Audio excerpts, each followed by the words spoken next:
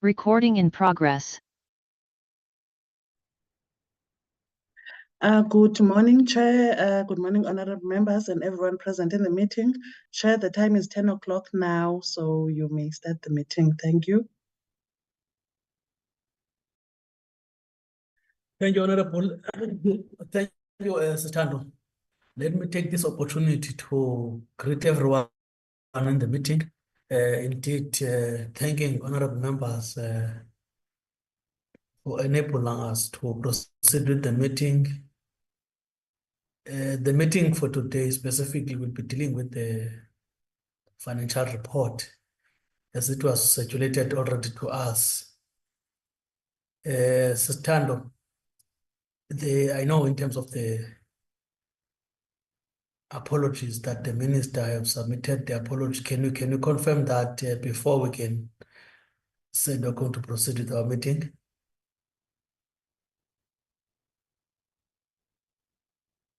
Greetings again, Chair. Yes, Chair, I did receive apologies from the minister and the deputy minister.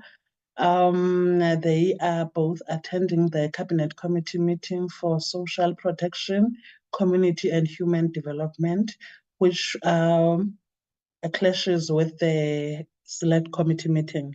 Thank you, Chair.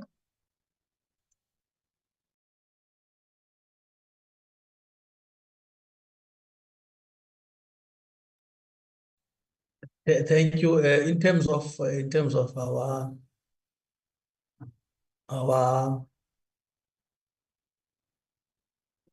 agenda, are there any other apologies from honorable members?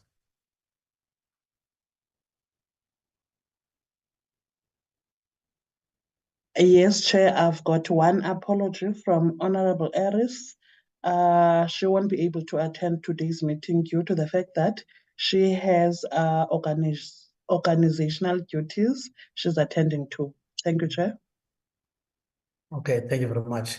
The reason being, as we all know that the minister and the deputy minister is always with us whenever we're having our meetings.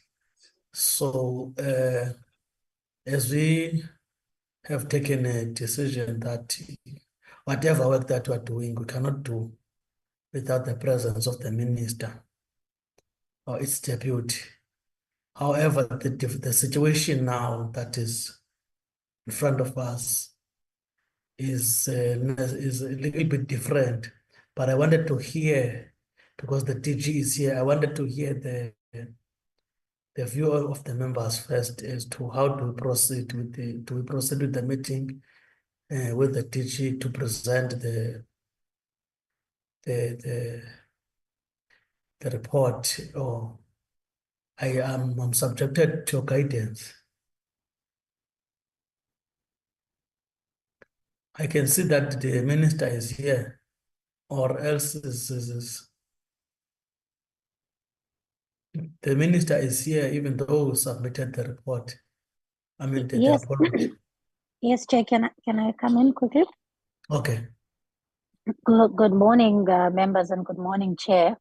I just thought it was important to just step out of the Cabinet Committee meeting to come and just briefly explain to the committee before I go back that we are obviously in the process of finalizing the APPs, and this is part of the reason why I was not able to miss Cabinet Committee today, and having an urgent meeting with the various clusters, with the various ministers around food poisonings for schools. So there's multiple meetings going on at once, and so this is the reason why, Chair, I'm not able to stay for the duration of the meeting. But I wanted to make members understand that obviously I take this quite seriously. And also in particular, I know that this is the tabling of the annual report. So it's a very important portfolio committee meeting, select committee meeting. So I am here, Chair, but I wanted, with your indulgence, to offer my apologies for coming in and out of the meeting in person. so that members can know that it's related to the food poisoning, this finalization of the APPs, and that's why today is very chaotic, including an emergency cabinet meeting. So today is chaotic, but I want to assure members that I take it very seriously to come and appear before the committee. I will be in and out, but I'm here. Thank you.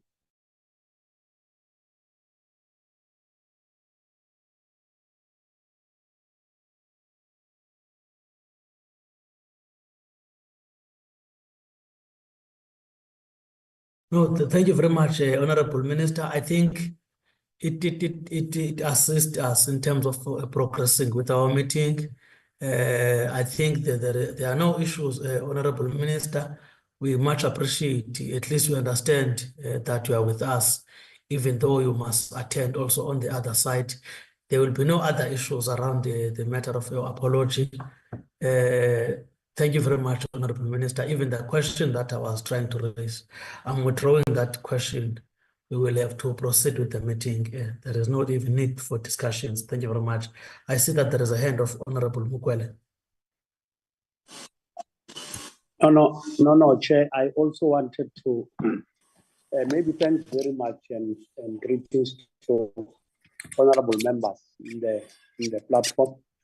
I also wanted to join you by withdrawing, but also to appreciate the Minister, Chair, because even if the Minister was to apologize before this committee, because of her commitment and because of the respect of because of the respect of what always the Minister is showing to this committee, I will agree with the apology, because the Minister, even if she's got a tight program, unlike others, I'm not saying that she's the best, but unlike others, she always makes sure that she respects the wisdom of this committee, even if she will assign somebody, at least to us as members of this committee. We are going to discuss freely, knowing that the Minister will also come inside, even going out, is that notifying that he respected the committee. We really want to appreciate that. I also want to add that even other ministers can do the same. But that was my comment, Chair. But safe to say that you said that let us withdraw the discussion because the Minister she's here, but also to say to her that keep it up, Minister. Remember, the department that will lead is the department that will build the future of South Africa, that will deal with the future of the kids of this country.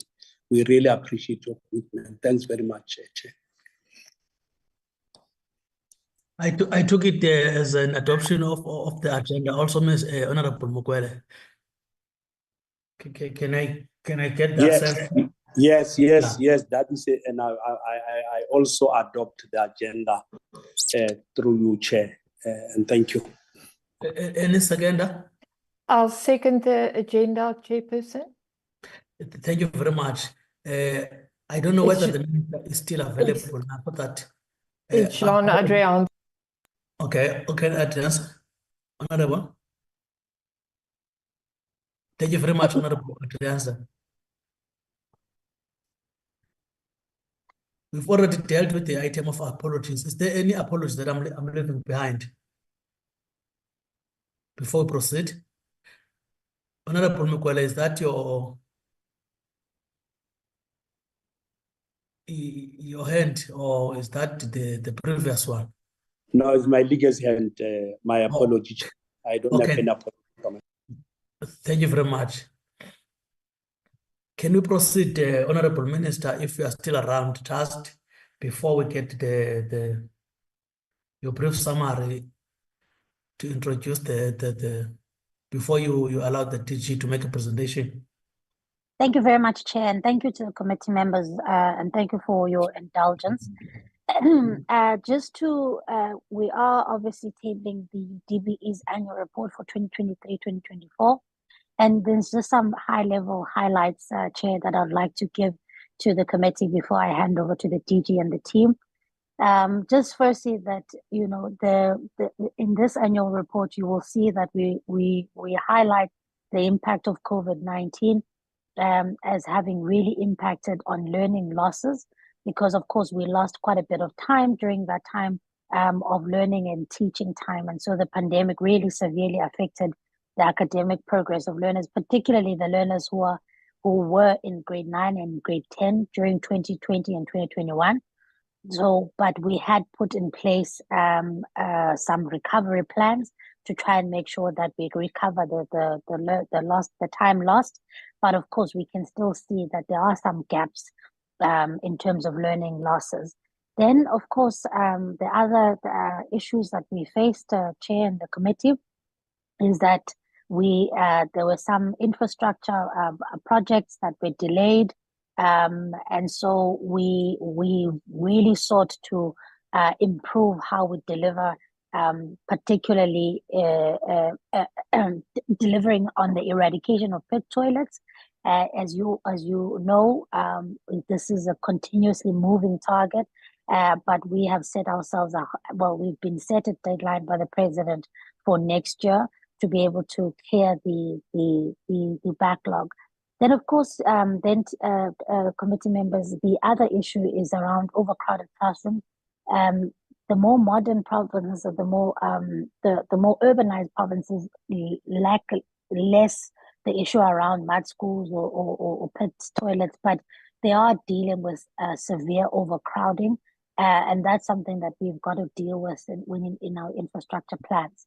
And then, as the members know, as we've discussed, there have been also issues around the budget constraints, which have led to us not always being able to fill as many vacancies as we would like.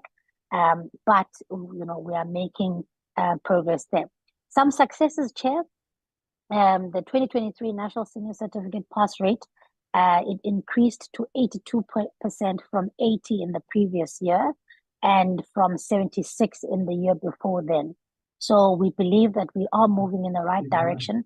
We believe we are moving in the right direction as it pertains to learners being able to obtain, as many learners being able to obtain their senior certificate. And then also, Chair, we've made some significant improvements when it comes to ECD. As you remember, the function of ECD moved from Social Dev to the Department of Basic Education. And in this space now, we are in the process of setting up systems so that we can make sure that ECD is educational. And of course, grade R has now been made compulsory. So we are assisting provinces in making sure that the system is ready to also, make sure that grade R is up to the same level as the rest of the grades, but also targeting in ages 5 and 6, and moving from there backwards, Chair, so that we can start to capture eventually what success will look like in years to come. We want to be able to have learners from 0 all the way to 18 being part of our schooling system, because we know that once you have the foundations of learning covered, that you will see the improvement in terms of education outcomes. Over this period also, we've had 11,000 schools that have been repaired or refurbished or improved with water and sanitation and electricity access. Then, Chair, we've also we've had an expansion of digital platforms for teacher training, and the introduction of methods like early learning and national assignments, ELNA, to assess grade 1 learners for readiness. This again speaks to this issue, Chair, of saying we want to make sure that the foundations of learning are taken care of, and we test children whether or not they are ready for grade 1. And then lastly, just some commitments that, of course, the continued investment in infrastructure will continue to happen, particularly around sanitation, electricity, and classroom space.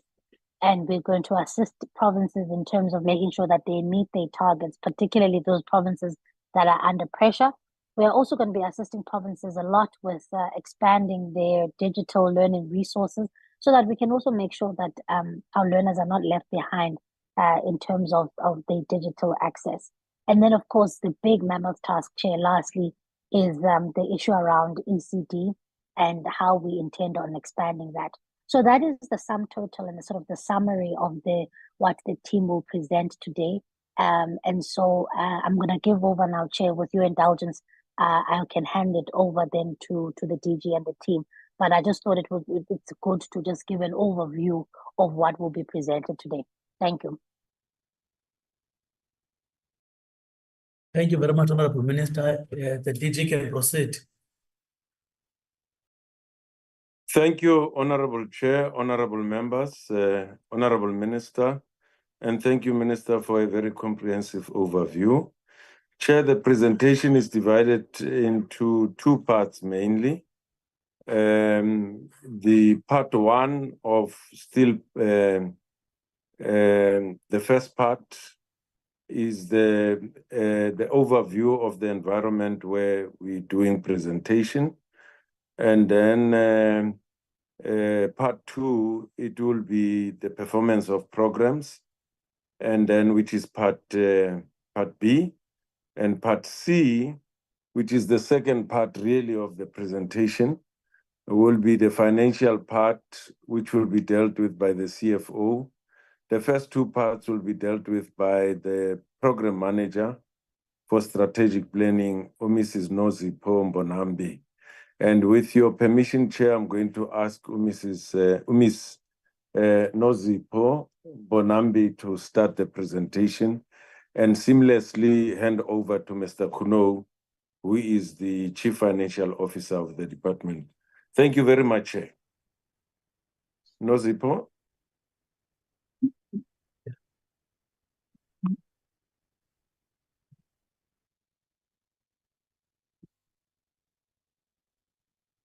Good morning, honorable members, Chairperson, Minister, DM, and all CDE management. I hope I'm audible, Chair. Yes, you are, Sisi. Okay, proceed. thank you. As already indicated, I will be taking you through the annual report for 23-24 for the Department of Basic Education. The DG has covered the presentation outline in three parts. And the purpose also has been covered in terms of reporting on the 23-24 annual report. And in the next slide, we're looking at the programs for the Department of Basic Education. The activities are structured into 5 programs. Program 1, dealing with administration. Program 2, curriculum policy support and monitoring. Program 3, teachers education, human resource and institutional development. Program 4, planning, information and assessment. And Program 5 deals with educational and enrichment services. Then in this slide, the annual status bar for indicators. This is summarizing performance, but it's also comparing the 2 financial years. The top part is based on the 2022-23 financial year annual report, where the department achieved 90% and the 10% was partially achieved. For 23-24, in the bottom part of the slide, the department also maintained the 90% achievement, partially achieved 7% and did not achieve the 3%, which is the 2 indicators, one in Program 2 and one in Program 4.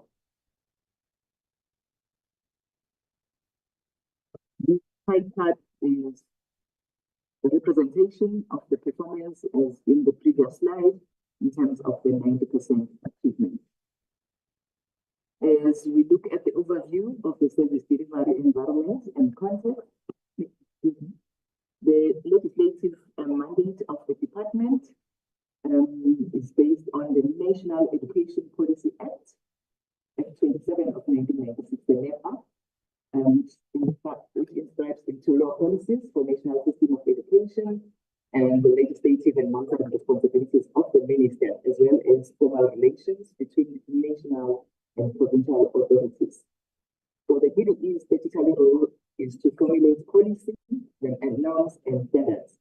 Also to monitor and evaluate policy implementation and impact and lead provision of the right to basic education.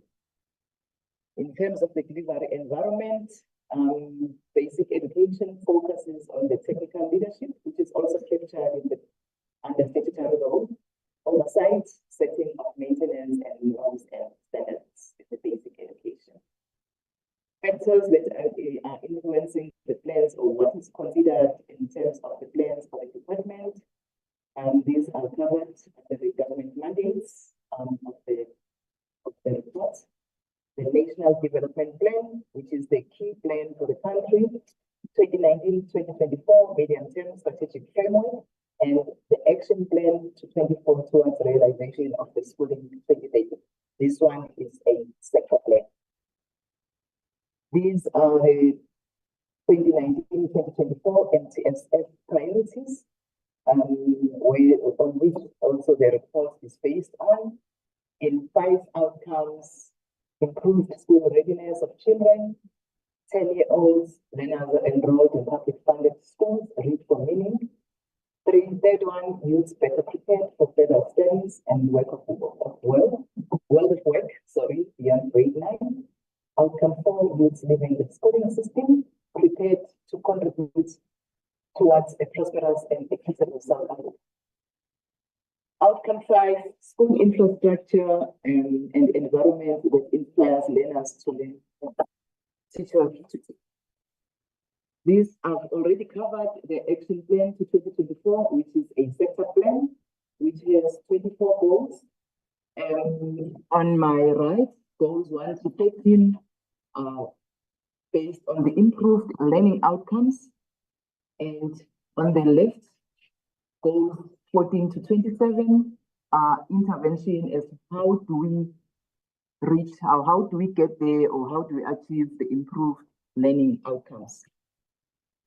Highlights, Minister, when she gave the overview, touched on the first one, but this one is a comparison of the 2 financial years, 2022-23 and 2023-24, which talks to overall full-time candidates, 717 in 23-24, as compared to 752 in the previous financial year, and more part-time candidates in 23-24, 181,000 as compared to 168 in the previous financial year. And then the overall class, which Minister covered, 82.9%, which is an improvement of 2.8% from the previous financial year.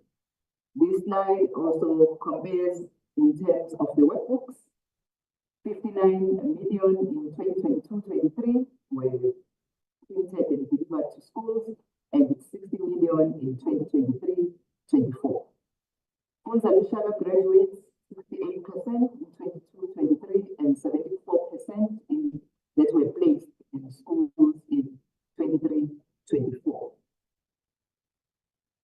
The last slide on the highlights, the young and qualified educators, those who are 30 years and below, 19,408 in 2023 were appointed, and 16,149 in 2022-23. In terms of monitoring of the school feeding, the National School Nutrition Program, 185 schools were targeted and monitored, were monitored in 2022-23. Out of 125 that were targeted, and then the target was exceeded. And in 23-24, 132 schools were monitored against the 132 targets.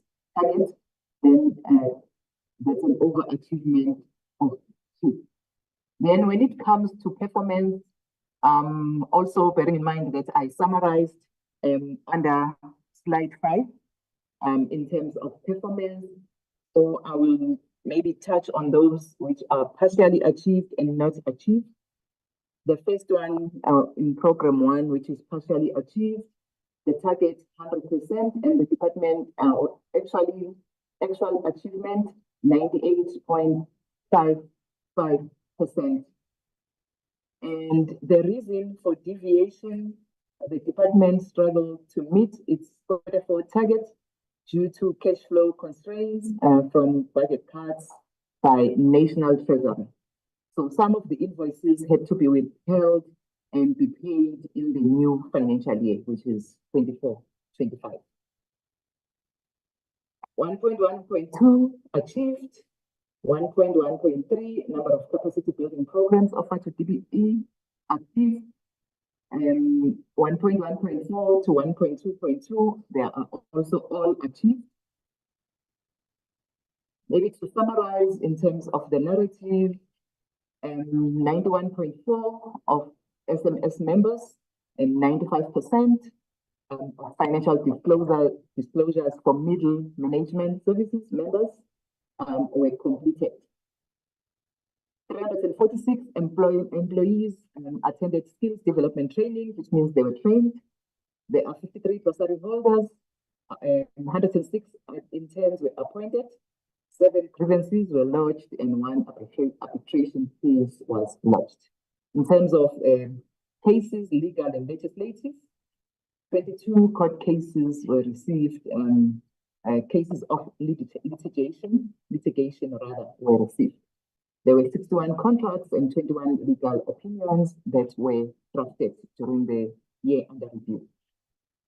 In terms of financial management, the expenditure of national estimates, database, and the chapter, as well as the monthly cash drawing projections, were submitted as to National Treasury as per legislation. I can also highlight the 4th bullet, 454 departmental inventories which were transferred to the provincial education departments, schools, and centers across the country. 8 bids were awarded during the 23-24 financial year. In terms of strategic planning, research, evaluation, and monitoring, all legislation was complied with in terms of the annual performance plan for 24-25, in terms of the quarterly reports, which are submitted to the Department of Planning, Monitoring, and Evaluation, as well as National Treasury, and also presented to the portfolio committee. Then also the public entities tabled their annual reports in Parliament as per legislation, and the medium-term strategic framework, priority 3 reports were submitted to the Department of Planning, Monitoring, and Evaluation and the Cabinet. Media liaison, there were 45 media statements, and the department handled 320 media interviews and queries during the year under review.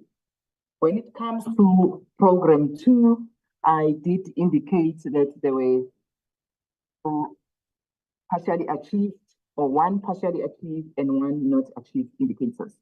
So far, 2.1.1 on technical schools that are monitored for implementation of the curriculum and assessment policy statements was achieved, target, and also number of learners obtaining subject passes towards the National Senior Certificate or Extended Senior Certificate through the Second Chance Matric Program. We can see also the overachievement, 124,285 learners passed the subject passes. Sorry, 124,285 subject passes against 80,000 targets. Children with learners, learners with profound intellectual disability using learning programs, the target was also overachieved.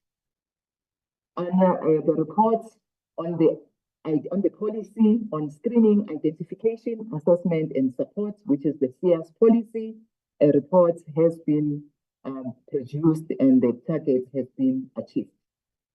Also, a report on the piloting of the new funding model for early childhood development that was achieved, which details the progress in terms of the funding policy. 2.1.6, also the report on the registration of early childhood development programs. The details also appear in the report in terms of the registrations. 2.1.7, it's on the Human Resource Development Plan, a report which is also detailing all the information was achieved. 2.1.8, districts monitored on the implementation of National Curriculum Statement, the NCS, for grades 10 to 12. Out of the planned target of 14 schools were monitored. And the reason for deviation, one school, the Chikeba Christian Secondary School in Vembe West District, discontinued the visual arts, and the monitoring could not be conducted in that school. 2.19 to 2.111, the indicators have been achieved. One on the monitoring of extra support classes to increase the number of bachelors. All the provinces were monitored. Schools monitored on implementing compulsory entrepreneurship education. 225 schools were monitored, and the target has also been achieved. 2.1.11, a report on the General Education Certificate. The report has been developed and approved, which details the progress in terms of the GEC. 2.112 to 2.2.1, on this slide, a report on the pilot on the vocational and occupational streams. That report details the progress or the achievement for 23-24. 2.1.13, schools monitored on coding and robotics. The target was also achieved. 2.2.1, schools monitored on the implementation of reading norms was also achieved. This slide also, all the targets were achieved. Implementation of the incremental introduction of African languages is the first one.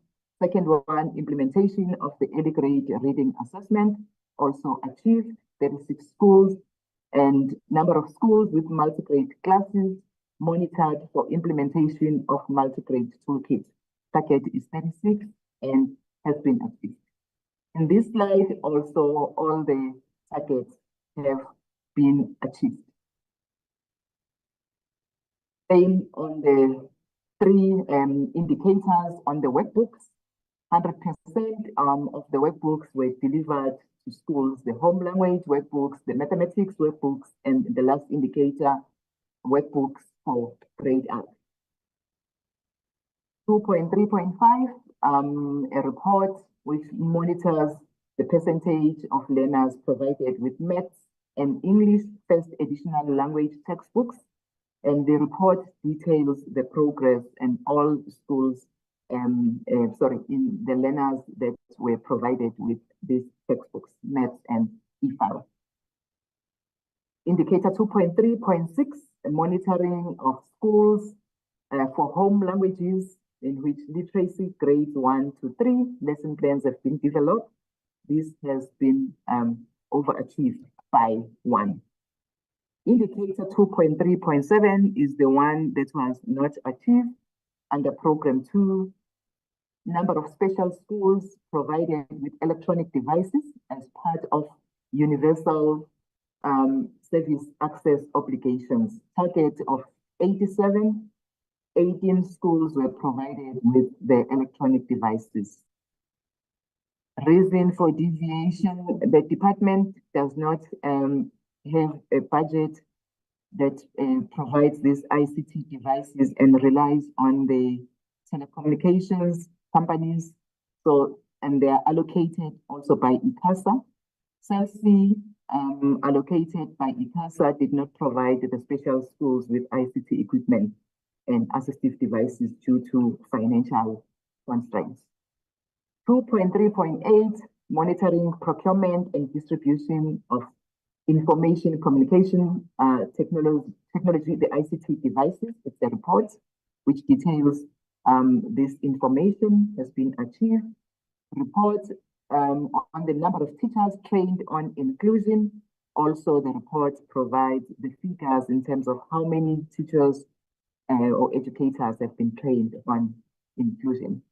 2.4 to So 2.4.2 to 2.4.4 on these slides have all been achieved. I'll try to summarize also on program 2 on the narrative, Foundations for Learning, which is the Early Childhood Development, ECD, the South African National Curriculum Framework, which is the NCF, for children birth to 4 has been developed with lesson plans, assessment cards, and books. In terms of the ECD practitioners that have been trained on this NCF, National Curriculum Framework, it's 20,027 practitioners, and 1,931 ECD programs have been monitored and supported. And ECD practitioners that have completed the National In-Service Program training, which enhances early learning through the power of play, it's 8,338 practitioners. And this is infrastructure, which is the replacement of inappropriate infrastructure, which I will cover in program 4. Curriculum and quality enhancement programs, we can highlight the physical science, the quality that has improved by 60%, and 50% passed above 40%, 50% learners. 331 focus schools have been established and are in operation. And this one was covered. MTN provided ICT equipment and connectivity to 18 special schools. Then the grades 1 to 3 maths textbooks have been developed. I will focus on the 4th and the 6th bullets on this one, which talks about the 68 language study guides that were developed for in 11 languages for grades 4 to 9. Okay, the next one talks to SEERS, the learners that were screened, 720,000, and those were identified as experiencing the learning barriers, 131,258. Then these learners are then referred. Teachers that received inclusion training, 46,194. I will just focus on the home education, which is the 4th bullet. 7,146 learners registered, and report cards were also analyzed for performance. Curriculum implementation and monitoring.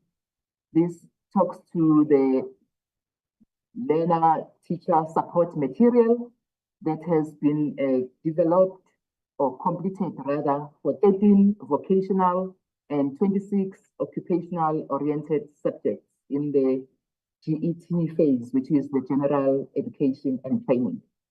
Second terms was covered under the indicator tables, and 230 center managers and 4,300 teachers were appointed to manage and teach learners at selected teacher centers.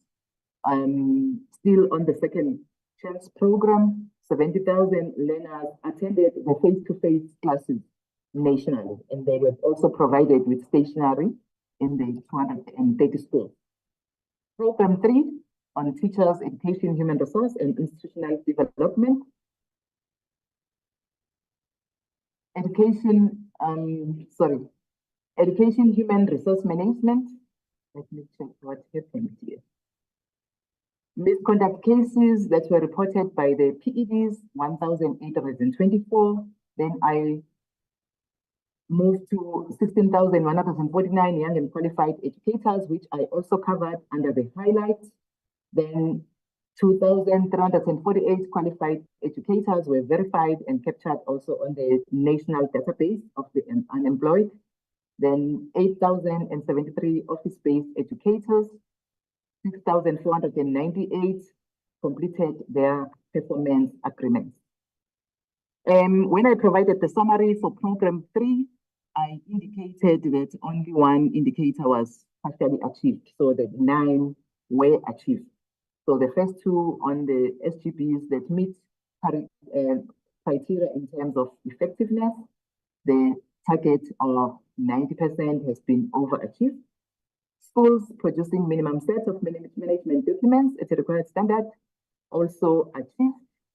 3.1.3, number of Funza Lushaka bursaries awarded to students enrolled for initial teacher education per year against a target of 11,520 students were awarded with bursaries. And that's a deviation of minus 480. And the reason for the deviation is that some of the students did not register at the universities that charge the tuition fees, which are above the Funza Lushaka bursary program's capped amount. So there's a capped amount for Funza Lushaka bursary program. So they then preferred to take the bursaries that pay full tuition, and there's only 6 universities that have fees within the capped amount. But however, the fees that were unused were retained by the higher education institutions. 3.1.4, a report on the Funza Lushaka placement has been achieved. It details how many, but I already covered that. 3.1.5, it's a report, but I also covered this under the narrative, the teachers who are 30 years and below who enter the education system. 321 and 322 are based on teacher development. The first one, monitoring the functionality of the provincial teacher development institutes and district teacher development centers. So the reports detail the information on the functionality of these teacher centers and the district teacher development centers.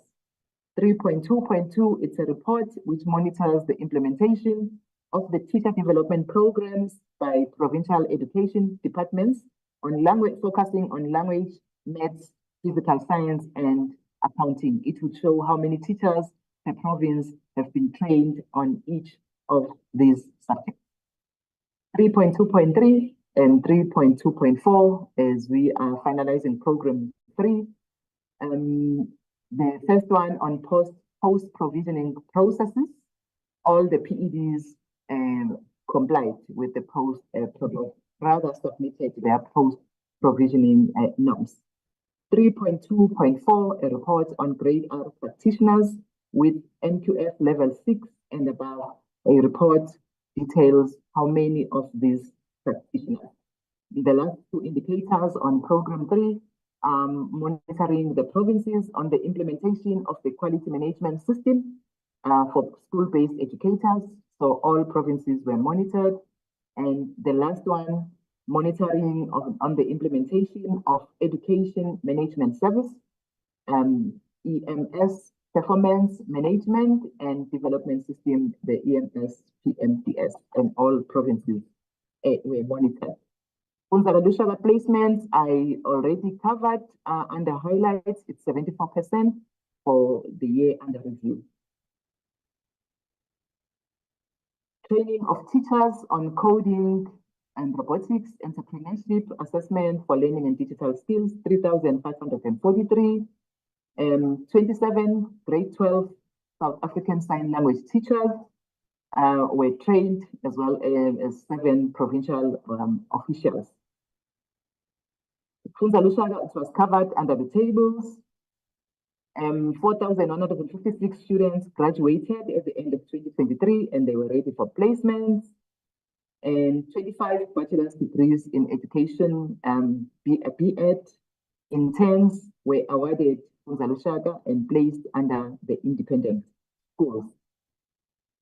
Teacher centers, I already covered the first 2 bullets. Then third bullet, Vodacom placed 98 ICT interns in the 19 state-owned entities and 6 virtual classroom schools and 27 ECDs to implement the use of technology in classroom and within the community. Teachers and district officials trained in digital skills across provinces, 19,571.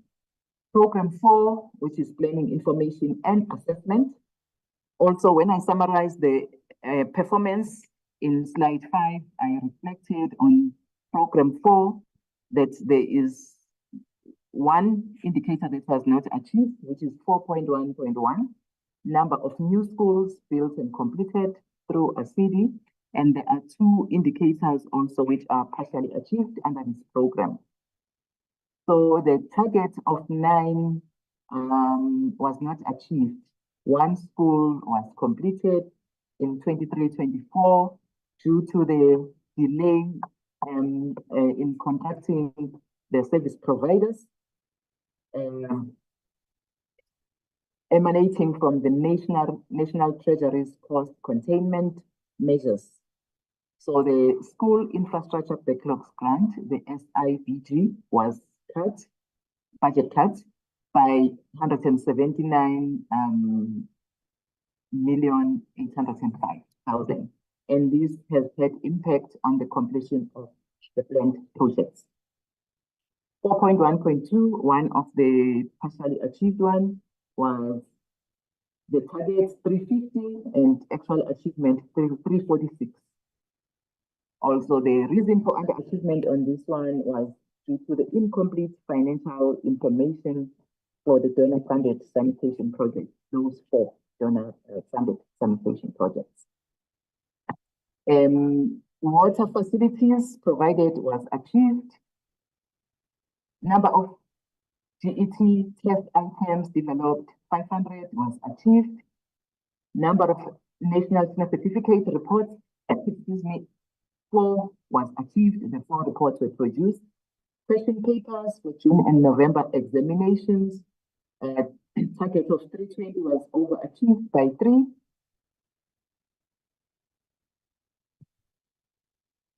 All the other so the next 2 indicators were achieved. The percentage of public schools using SASEMS, South African School Administration and Management System, target of 98 and was overachieved by 1.2.7%.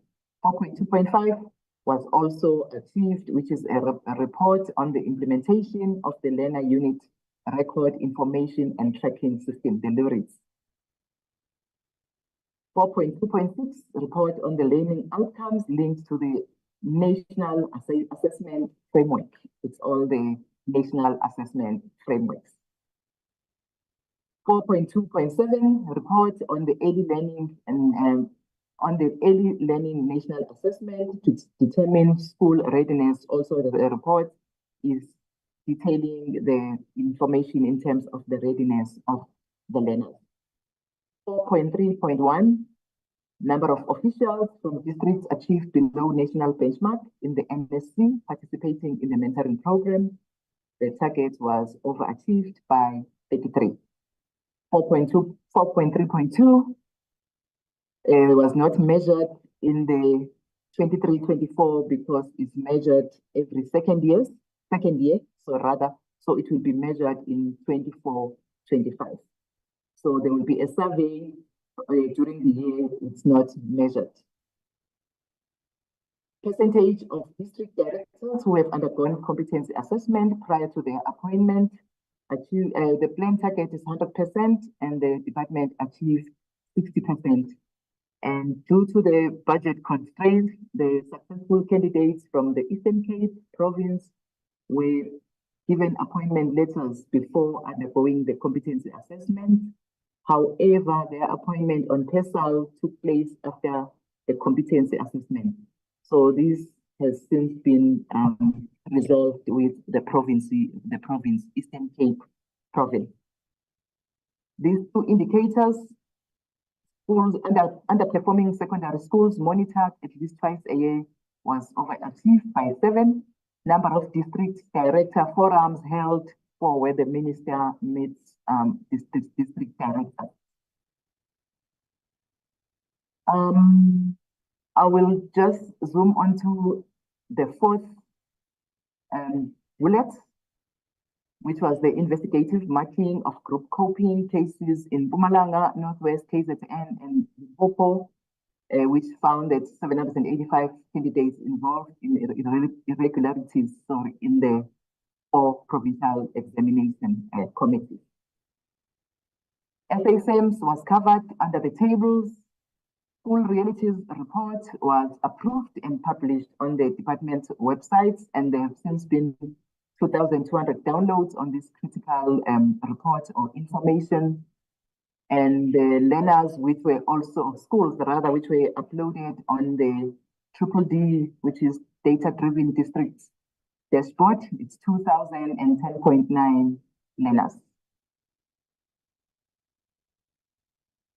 I will go into provincial monitoring on the school readiness, second bullet, 399 schools, which were monitored for school readiness in the 25 districts. School infrastructure, the replacement of inappropriate structures, it's already covered under the tables. It's indicator tables, it's that one indicator which was not achieved. And 346 has also been presented under the indicator tables, and 4 schools have been provided with water facilities. As I get into the last program, program 5 on educational enrichment services, all the indicators for program 5 were achieved.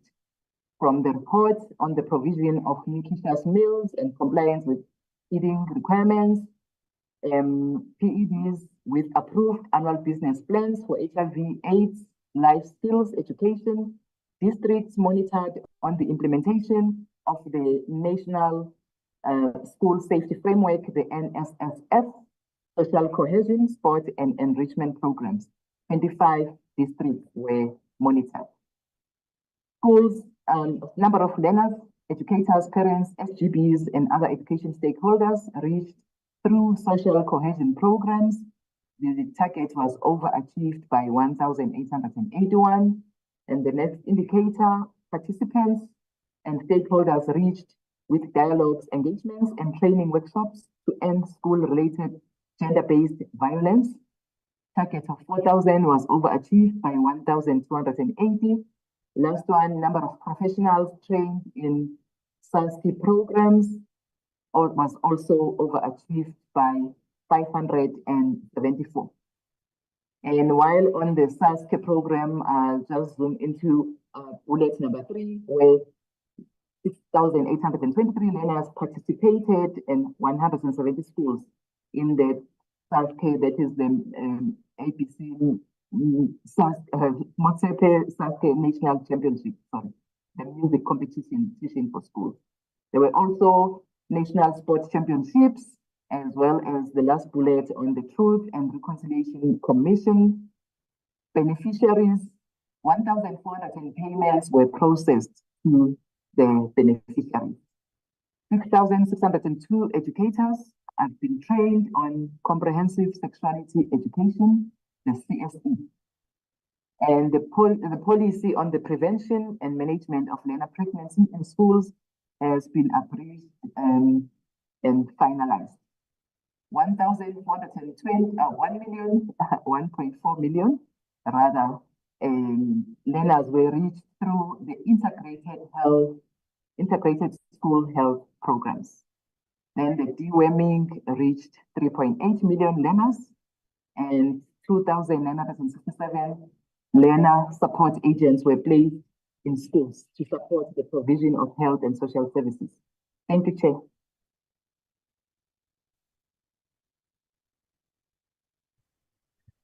Thank you very much, Mrs. Mbonambi. I thought that, are there any additions or? We're doing the last part, Chair. Oh, Finance. okay. Thank you. Yeah, the last part. Thank you. Which will be very short. The CFO. Yeah, good afternoon, Chair and members of the committee. As well as the DG and colleagues, I'm going to be presenting the financial part.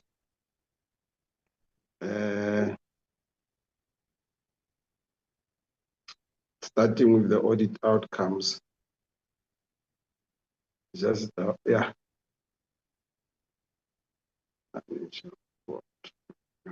Yeah. Yeah, Chair, yeah, thank you. Yeah, yeah. In the last 6 years, from 2018-19 to 23-24, we're showing the audit outcomes as in 2018-19 we got and 2019-20 we got qualified audit opinions, but we have since improved that for the last 4 years, from 2020-21 to 23-24, to unqualified audit outcomes. And in the last 2 years, there were actually no matters on the financial side. The only matters would have come from other areas. So we're working hard to improve that, so that we end up with the qualified with no matters at all. Next slide. We're showing there what the issues are with regards to the last audit outcome, where we're saying the first issue was material misstatements in performance information in program 2 and 4 uncorrected. Procurement awards made to bidders who score highest points, and that's mainly implementing agents who build schools on our behalf. Irregular expenditure 108 million, and in the previous year it was 954. So for this year it's gone down from 954 to 188, and it's also implementing agents. And fruitless and wasteful expenditure of 8.9 billion. In the previous year, it was 15.6. It's also mainly due to implementing agents. Delays in consequence management, and as well as material irregularities. In the last 3-4 years, the AG raised the 4 material irregularities, and we've since resolved 3, with 1 outstanding, and that is being attended to, and that relates to payments not made within 30 days, resulting in the withdrawal of the contractor from site and cancellation of the contractual arrangement. Then on the financial side, financial report. Next slide, please. Next slide. Next slide. Refusing to move now. Next slide, please.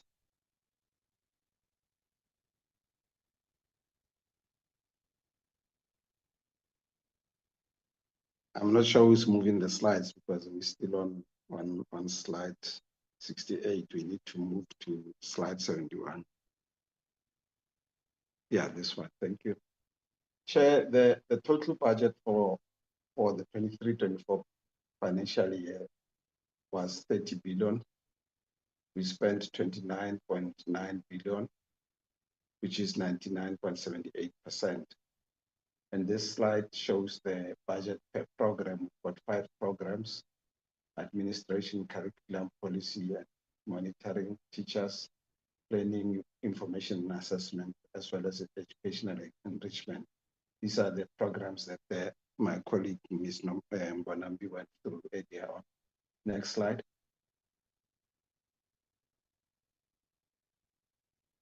Slide 72, please. Are we there? Okay. Yes, this slide, Chair, shows the same information as the previous one, except that this one shows spending or budget per economic classification. Economic classification basically is what you have bought with the budget. For example, the first line shows payment of salaries, which we normally call compensation of employees, payment for goods and services, payment for interest on rent and land. That's basically the bond that we're paying on the building that we occupy, because our building was acquired through what we call a private-public partnership, PPP. So where government gets a private sector to construct at their cost, and then the private sector then recoups their money over a period of 25 years. So we left with about 7 years before we've paid off that bond. Our allocation accounting wise, it's called interest on rent. And then we've got transfers of subsidies, which is mainly conditional grants that we transfer to provinces. So the bulk of our budget is basically conditional grants that we transfer to provinces, like your National School Nutrition Program, HIV and AIDS, math, science, and technology, and others.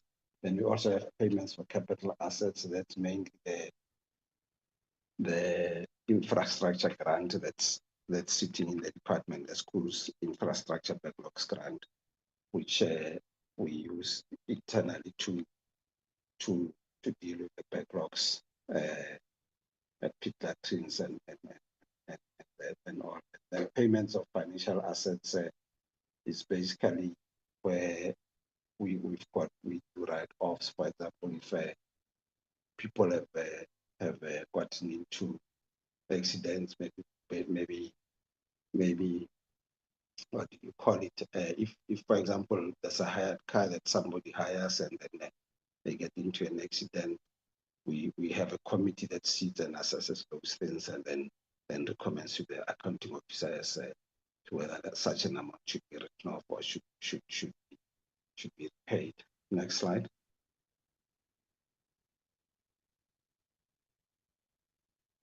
Next slide, please.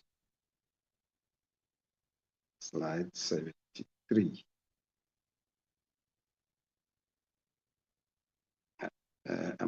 Yeah, I still see the previous slide. I'm not sure. Maybe there's a delay in the slide movement.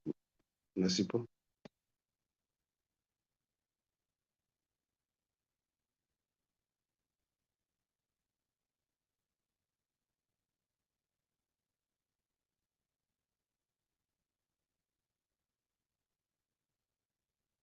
I suppose there's a problem on the slides. Maybe she's rebooting.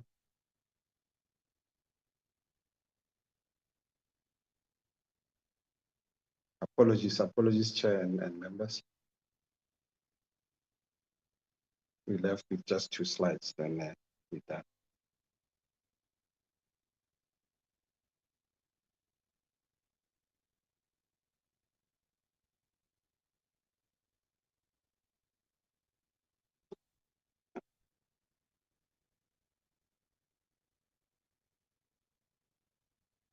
Nosipo, are you winning? Apologies, I got kicked out. Oh. Apologies, Chair and members. If possibly you can proceed. I believe that we do have. Or we did do you have the receive- slide? You have the, okay. Yeah, we are on slide 73. The slide 73 is actually the details of the school's infrastructure backlogs grant, as I showed in the previous slide, where the spending was at 97.6%. And then the last slide, it's the conditional grants, which I spoke to earlier on, which are the bulk of our budget. The budget for the conditional grants is 23.5 billion. We've transferred all of it because we agree upfront with the provinces as to when what tranches we'll transfer. Normally it's about 4 tranches a year quarterly, and then at the end of the year we're supposed to have transferred everything. We're on the last slide, Nosipo. And then thank you, Chair. We're done. Over to you, DG.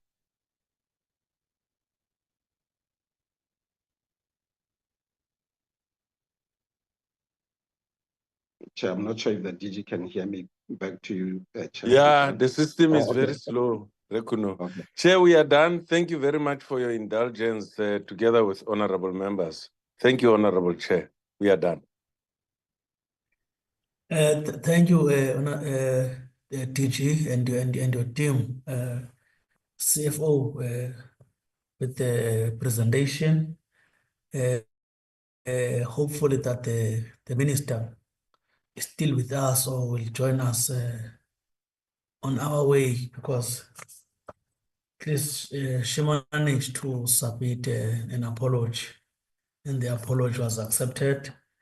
So now what we are going to do, we will interact with both presentations. We won't have any formality in terms of our engagement. Members will just bite wherever they want to engage. However, I will just also I think 2 or 3 things that I want to check on the presentations. In appreciation indeed of on the presentation by the DG, the one-off increase of 2.8%. As from the previous financial year, I think we need to acknowledge that increase from the participants indeed.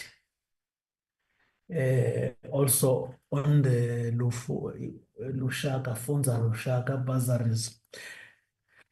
But the only thing that I want to check with this one is the impact on provinces. Now, remember, there is this issue of budget cuts. How and remember, there is an outcome of 74% of those that are ready. Then what becomes an impact now of the budget cuts? As we all understand that it cut across our ambitions in ensuring that we have teachers in front of our learners. Also on CFO, you made mention of the qualified audit outcome, which is an improvement indeed, as we saw that on previous financial years, there were serious deteriorations. And then of course, if we're talking about this financial year, there is a tremendous improvement that we applaud as a committee. However, even though that there are no matters of emphasis, there is a serious amount of irregular expenditure, fruitless and wasteful expenditure, and then also procurement processes that have undergone. But also I can argue that those what you call it, the awards were irregular on the basis that they were given to companies with less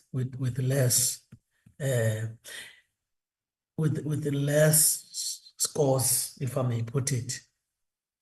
In many cases, it causes much delays because those who believe that's supposed to be getting those awards will take the matter to court, and at the same time, those who were allocated with less scores, with their less scores, they were either proving that they were not necessarily capacitated to implement or to do the necessary work. When you look in terms of the delays on consequent management, it does affect what we are highlighting, as red flags in terms of these processes. So how do you overcome this so that money that you do not have does not just go to drain? Because I know the question of delays and so on, but how do we ensure that, especially those contractors that are given necessary work and they do not deliver, because it's an experience that we've discovered in some other areas. They are blocked. Are there any of those, of those mechanisms that have been put in place so that the department does not go back the same offenders. And also, what is the causes of the delays? Because remember, some of this of the contractors not being given, they're not being paid at a necessary time. Remember, though, the accreditors that are looking, that are expecting those contractors to pay them. What necessitates this delay in terms of their payment? Because that's why we are killing the small business, small entrepreneurs, that the same government is targeting in ensuring that it does affect them. I just want to check on those ones, Chair. Thank you very much. I will allow other members just to also to have bites. Can I note hands? I have limitations in terms of my gadget to show me the hand. I can see that Honorable Mukwele's hand is up. Honorable Duplessis, Honorable Chira, Honorable Pat, I might not see other hands. Okay, yeah, Honorable Mukwele, can you lead us? Then you will just after you, it's Honorable Duplessis, Honorable Chira, and then Honorable Pat is the last one. Thank you very much. Thanks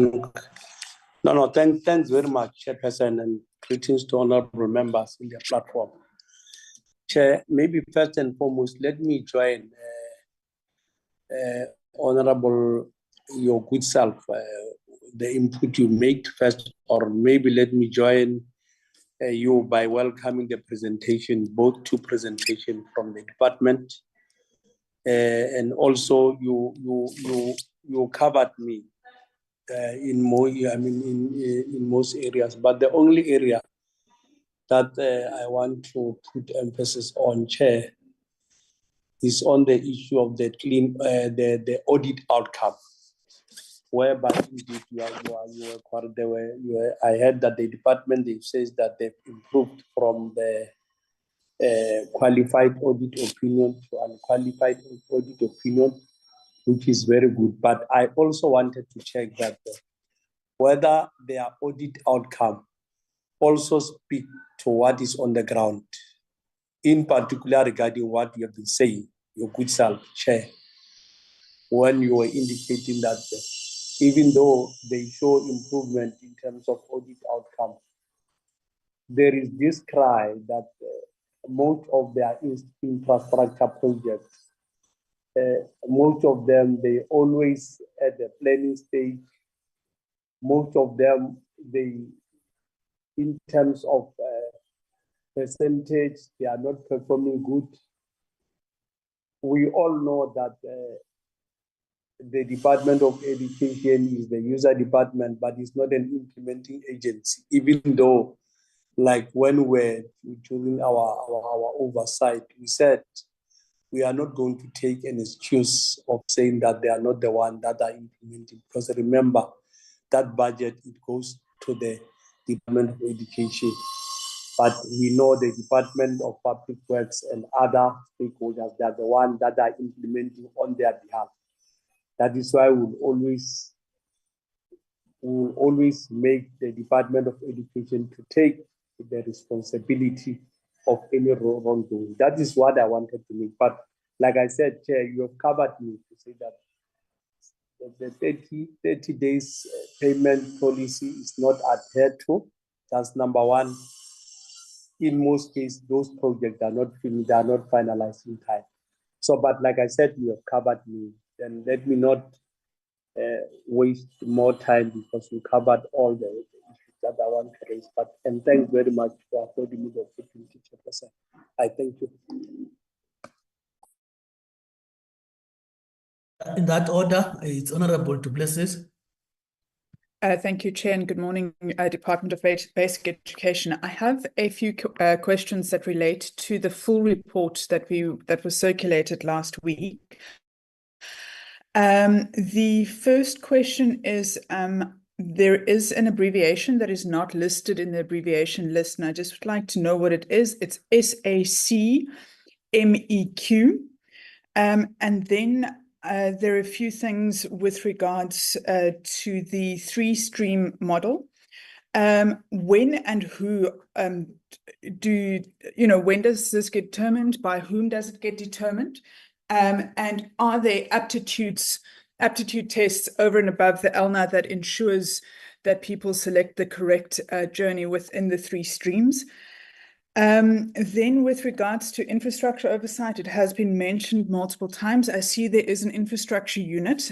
What is their function, and how are they going to ensure that one of the largest parts of the budget, if not the biggest part of the budget, is implemented correctly? It is also, as you know, one of the biggest issues within school. Then on page 8, there's reference to TIMSS.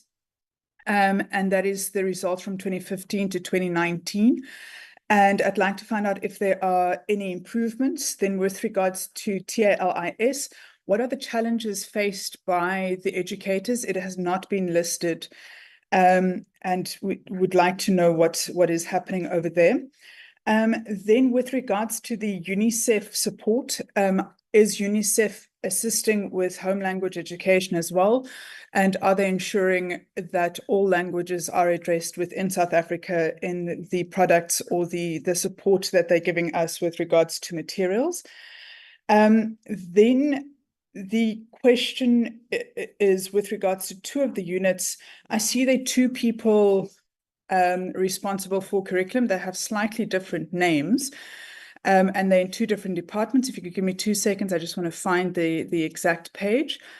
But the question is basically, do they engage with each other? And are we making sure that, so there's curriculum and quality enhancement programs on page 22, and then there's Curriculum Professional Development Institute on page 21. And then on page 20, there's another curriculum and implementation and quality improvement role that is within these units and within the organogram. How do they work together, and how do we ensure that another very large part of the budget spend is done correctly and efficiently? Then with regards to the AG report, the 2 things, 3 issues of concern. Program 2, the AG report said that within the full document, that they could not find internal documentation, especially in relation to Program 2 and Program 4.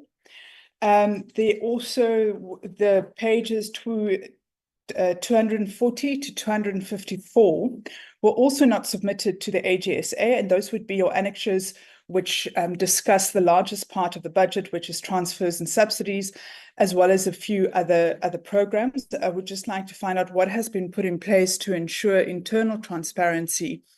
There's also quite a bit of mention on page 186 that there's little to no expenditure management or consequence management that was found by the AG within the report submitted to them, as well as little to no legislative compliance as a result of lack of internal oversight. Chair, I think the rest I will deal with offline. Thank you very much.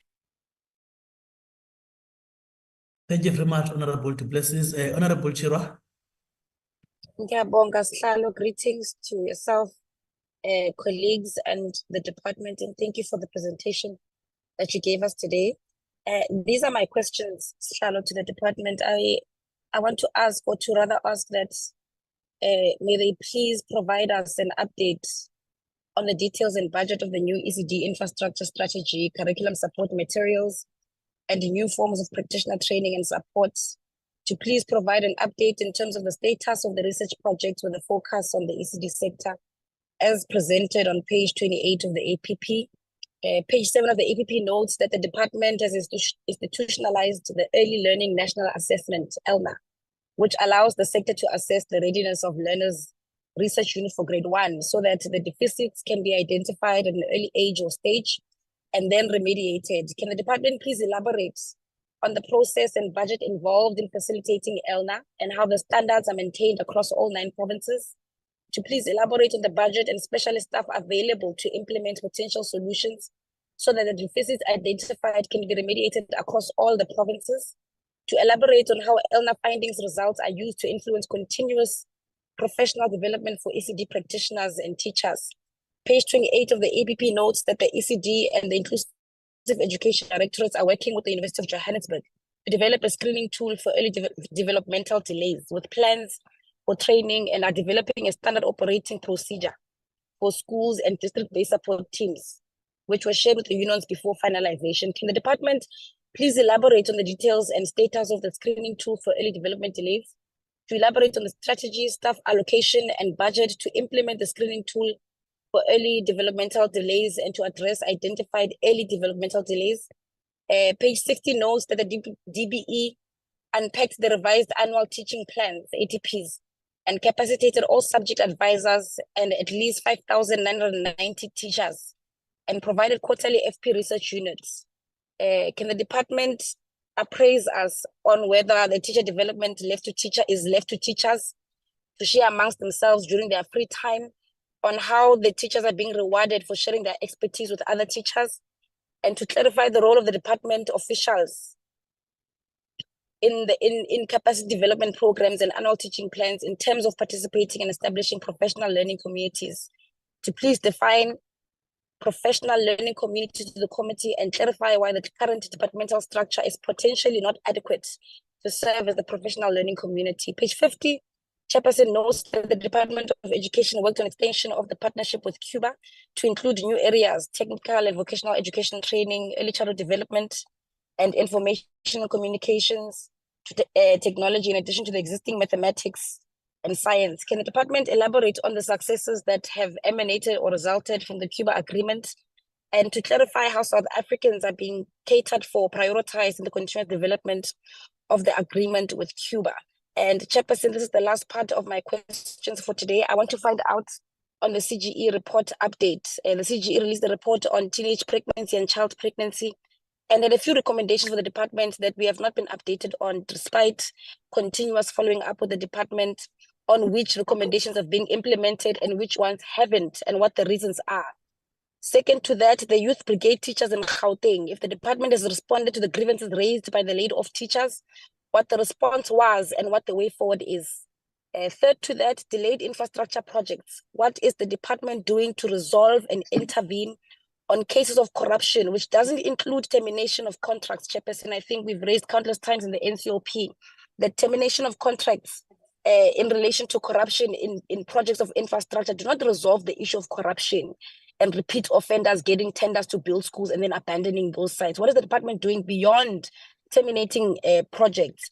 And lastly, we want to find out private land ownership of schools, the extent of how much department spends on leased lands for schools yearly. We are asking this in relation to the Bela Bill, as we see that private owners of land that lease land to the Department of Basic Education are holding the department at ransom with doing transformative justice in the department. Thank you to the research committee, component of the select committee, for their work. And Chairperson, if you allow me, Honorable Aries also has a question that she would like to ask to the department because she's unable to ask it due to network issues and the apology she tendered. Matric papers increasing by 2.6 billion rands. It's an unexplained increase. Can the department elaborate on this, what the reasons are and what the department is doing about it? Thank you so much, Chairperson, for the opportunity.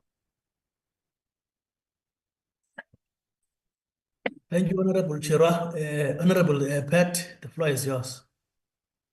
Thank you, Chairperson. Thank you also to my colleagues and as well as the department. Myself, I'll try to be short.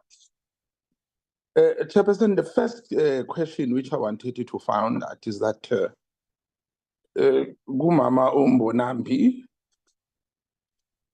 first one is that in terms of your report, in terms of the performance delivery environment,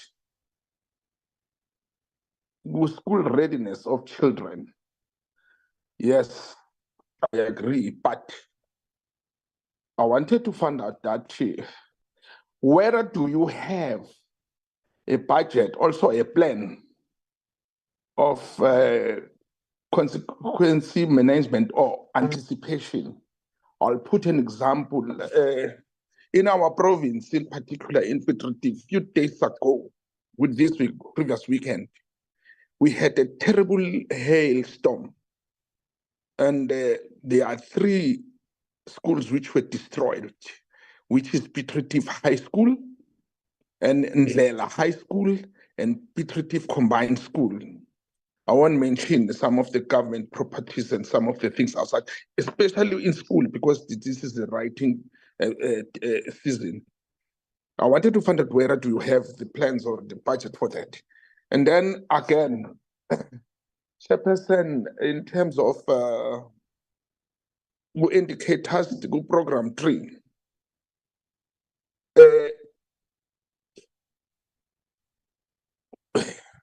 There was this report that the things which were not being achieved, in particular 4.1.2, if I'm not mistaken. I understand whatever, which about the money, whatever, but my question is that I think this question, it might be linked to some of the questions which was used by the honorable members, because there is a mistake which normally used to happen, whereby you find that the person or a contractor is fully paid while the program is not yet finished. So I wanted to find out, because that thing is written, the department also accept that it was not achieved. So my question goes to whether that project was fully paid or not. And then also, in terms of the issue which was raised by the CFO, in terms of Ile Ntuzana Ama unqualified with no matter of emphasis. I agree, in particular, that one on the points which were raised by the AG. You see, there is a thing which is frustrating me, which is only to find that maybe the department, when they give us report, they are saying, we are busy, the matter is, they said if there was one matter which is still outstanding in terms of material regulations. But here comes the question, for how long is it going to take? Because I don't think that this thing was realized now before they came to us. Maybe they've got this thing, it might happen they've got it when they were still preparing their report from late last year or else early this year. So simple, for how long is it going to take? Because this thing to me, it is little bit, is very far. Because it was not identified by us only, it was being identified the Auditor General. And then also, which I wanted to find that, Chairperson, no matter that thing which I'm going to ask is not in this report, but because the department is here. If you recall very well, during our visit in Gauteng, there was a plea or a request about the intergovernmental approach that the government and the issue, the Department of Education as well as the Public Works, to check about the availability of unused buildings in Joburg, which can be used, maybe as schools. We raised that thing that they must also make a follow-up as a solution in terms of the unavailability of the land. We suggested that an alternative, they can use that one. So how far are they in that regard, if they've done it? If they didn't start it yet, why not? Lastly, Chairperson, there's a thing which is frustrating me in terms of the department when they are giving us a report. I agree with all things. Yes, it is their responsibility to do 1, 2, 3. But I feel also there is an outstanding matter of some of the schools which are there in the sites of the haves, while those opportunities, they never came to the people who doesn't have anything, no haves. The frustration which we are experiencing whereby some school belongs to the government, but some people, they don't want to accept Black students. Now my question, are these schools still getting the budget from the Department of Education? Because it's silence about that. We're supposed to know about those things. I'll put an example, like in my area in Bethel, there is a school called Marike. They don't want to take Black skill kids at all, but they do get a budget from government. Why do we still keep on giving them money while they don't accept kids? Thank you. Bye-bye, Chairperson. Honorable Ngobo, I will allow you also to engage, even though your hand was came up later on, but it's not a problem. The floor is yours.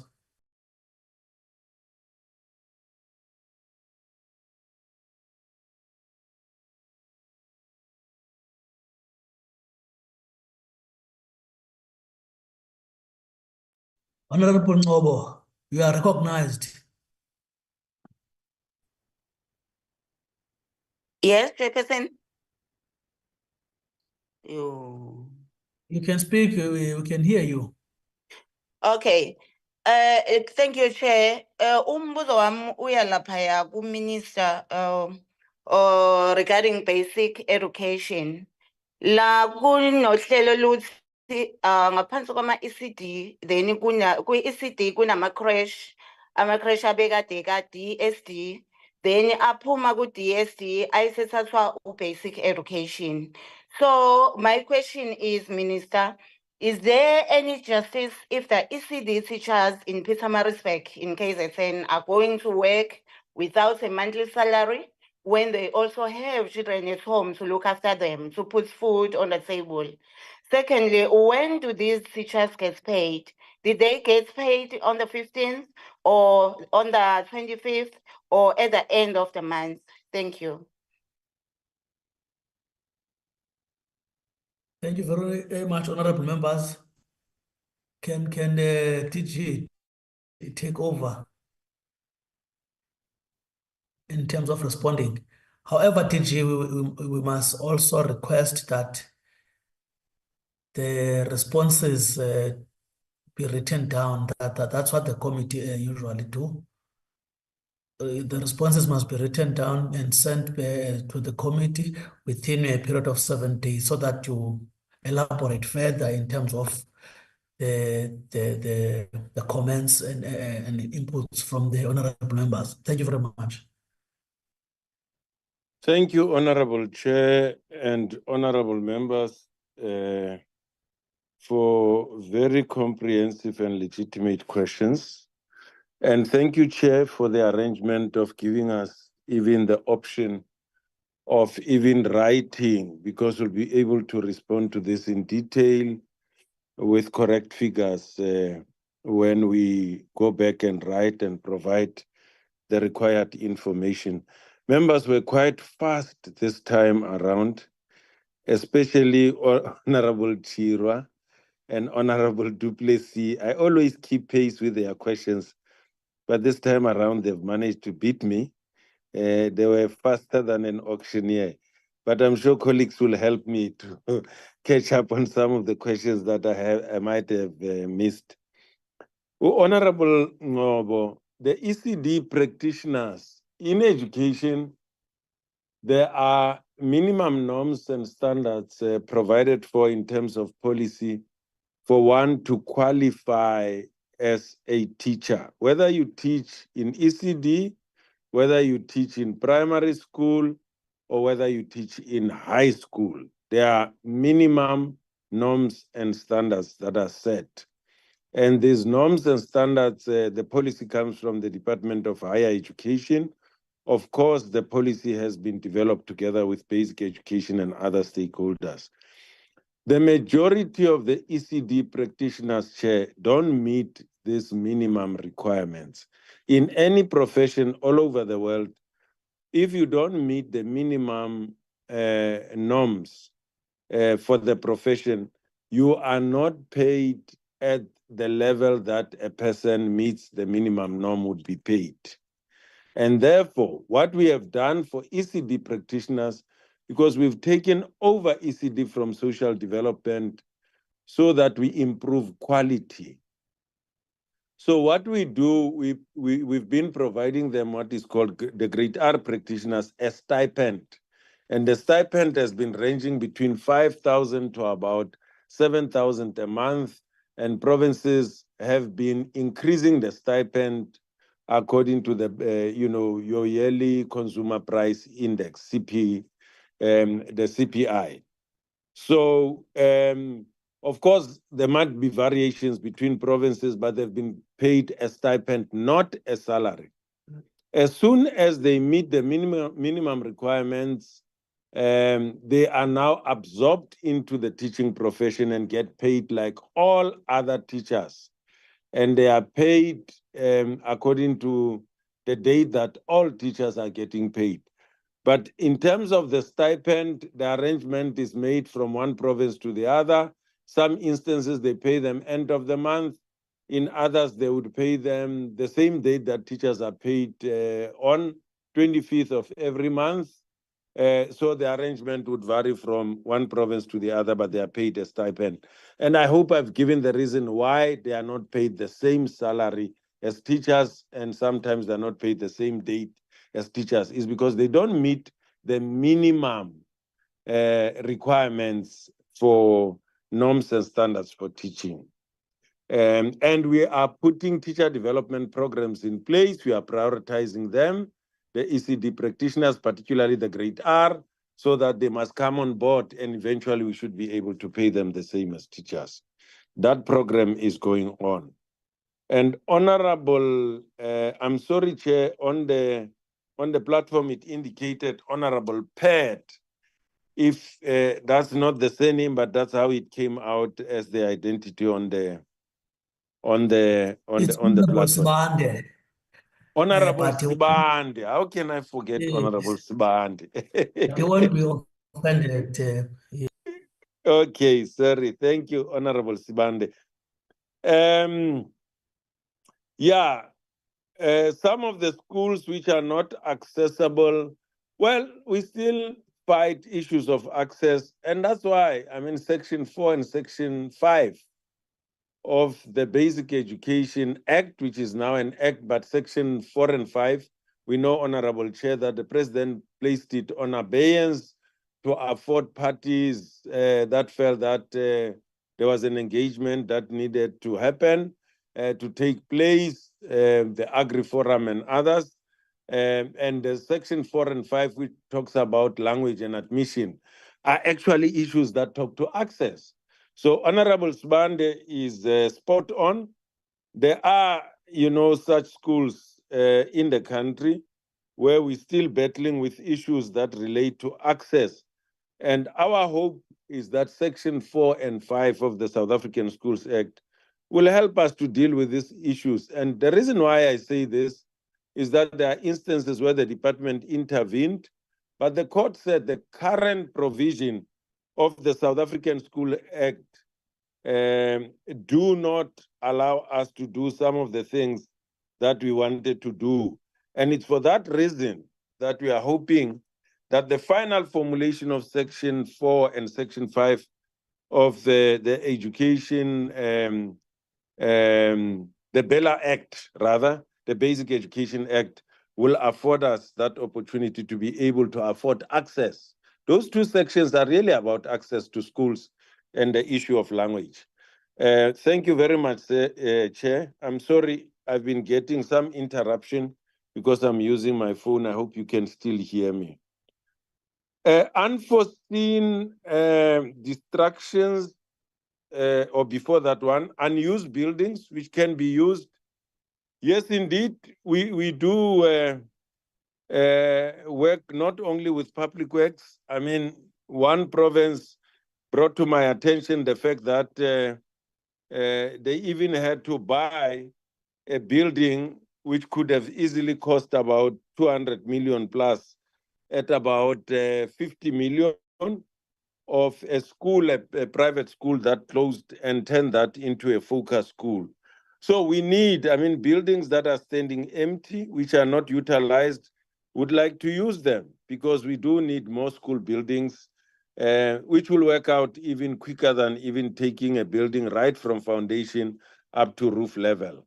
So we do work with Public Works, as Honorable Sibande correctly pointed out, as the custodian of government property. If we identify such buildings, we do make use of them.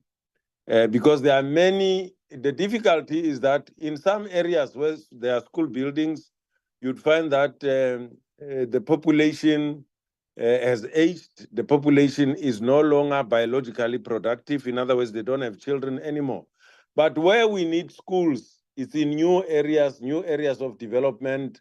And then you either have to bus learners to those schools where you don't actually get the population growing from the areas that are experiencing population growth. So we have that challenge. And it also talks to the nature of structures that we build, because if it's a fixed structure, you can't move that structure unless you destroy it, and what remains of that will not be cost effective even to take over to put up a new building. And then the issue of the material irregularities, we were actually commended by the Auditor General. We're the guinea pigs of the amended legislation regulating the Auditor General. We're the first department where they identified material irregularities, and they commended us that we've worked much faster than most, if not all departments, in clearing our material irregularity. Out of 4, we are only left with 1, and hopefully we should clear this last one in no time. It hasn't been long. If you look at the audit, they are actually commending us that we've moved very fast in clearing those material irregularities. And what has happened is that we've been working with them regularly. Last week, we had a meeting with the Auditor General at the Forum of Director Generals. They used basic education as an example of moving fast in clearing material irregularities. The indicators where money was exhausted but targets not met. Yeah, what actually happened here is not that targets were not met. We could not complete all the projects because, as indicated in the presentation, we experienced budget cuts. And in the course of having appointed contractors, allocated projects to contractors, you can't stop them. We then could not pay up to the end of the financial year for all the projects where contractors had delivered them. We don't have instances where money is exhausted and the project is not complete, and the money was allocated for that project. In fact, we finish our projects much faster. I know that because I'm involved in monitoring physically, going to see, I go and see a project from beginning as it progresses up to the end, and even hand over. And before it's hand over, and even check whether it's hand over in the state that schools can use them. And even ask questions from school principals. I visit sites. I can give you my reports to show you that. Together with the team in infrastructure, we don't believe in just getting reports. We go on the ground. We travel the length and breadth of the country. And I'm sure we can easily claim that we've traveled virtually to all our projects, where our projects have been delivered. And we also work with districts and provincial infrastructure practitioners who are helping us to monitor all of these projects. Budget or the plan for unforeseen disasters or destructions to school buildings. Honorable Sibande, to be quite honest, government doesn't have an insurance and government doesn't plan for disasters. When disasters happen, we are then expected to identify money elsewhere and redirect what we are able to get within that financial year to unforeseen disasters. If we are unable to do that, then we have to do things in such a way that schools that experience destruction can only get attention in the next financial year if the budget allows. Unfortunately, that's how government works. We don't have insurance. We don't budget for disasters. We have to identify money when disasters happen.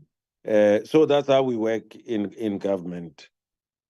And then I think there was a matter which was brought to our attention by Honorable Chirwa on behalf of the other member. I'm not sure, I can't remember the name of the other member that she said she's unable to put the question through about printing of matric papers, which has more than doubled. Well, the branch head is in the meeting, but what we can explain is that the figures that are put out in the newspaper are not correct, and we'll give you the correct figures. The reason why provincial education departments, and by the way, printing is not done by DBE. The impression created is that it's done by DBE, and therefore the attacks are directed at the minister. Printing is done by provinces, not DBE. DBE only produces original copies of question papers, and provincial education departments then go and print them, either in the government printers or the in-house printing facilities. Majority of provinces went for in-house printing facilities for reasons that we can provide, and I'm sure the branch head will give a brief explanation in that respect regarding the printing issue. But we are even prepared to provide a very comprehensive report in this regard. And then Honorable Chirwa, lease of land to school, we use Section 14 of the South African Schools Act, and the arrangements of negotiating with public schools built on private property where we are paying a certain amount to lease the land where these buildings are utilized. So for all the 9 provinces, they use Section 14 of the South African Schools Act and enter into a lease agreement with owners of the land where public schools on private property are being utilized. Delays in infrastructure projects, we used to have that many years ago, but in basic education of now, late delays are caused by running out of cash. In the past, people used to talk about capacity to deliver projects and to deliver on time. That's not the situation anymore, including the current financial year. Our biggest problem is budget cuts. It's no longer about delivering projects. I think we have mastered that. We've managed to eliminate all the obstacles. We go to every construction site.